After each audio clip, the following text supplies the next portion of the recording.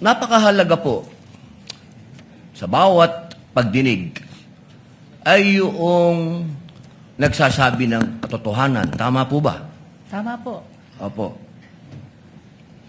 Pagka ang isang witness po ay naging halimbawa ng paiba-iba ang sinasabi, ano pong tawag dito? This is a hypothetical question, Apo. Your Honor.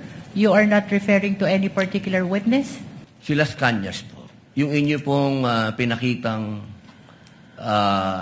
affidavit, October 3, 2016, sinabi niya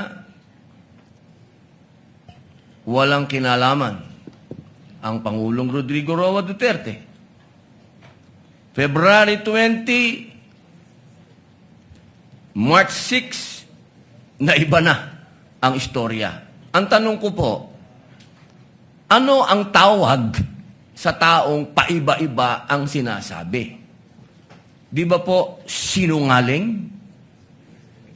May I answer, Your Honor? Opo. Kagaya po ng aking binigyang linaw kanina at paulit-ulit na rin pong sinabi ng ating presiding officer. Pakisagot na lang po kasi yun lang po ang tanong. Tama po ba o mali na tawaging sinungaling ang taong iba-iba ang sinasabi? I'm sorry, Your Honor, but I need to qualify my answer. Mr. Presiding Officer, isang simpleng tanong lang po. The lead prosecutor may agree or disagree or state a different characterization. I can state a different characterization if I'm asked by the good Senator Judge. You may disagree or agree with the Your statement Honor, of the Honorable Senator Judge Padilla. Feel free to say no or yes, Counsel. kagalang-galang ng mga senator judges at sa atin pong mga nanonood na kababayan. Dahil binanggit po ng kagalang-galang na Senador Robin Padilla ang pangalan at ang affidavit ni Arturo Las Cañas, nais ko pong linawin ang kanina ko pong manifestasyon.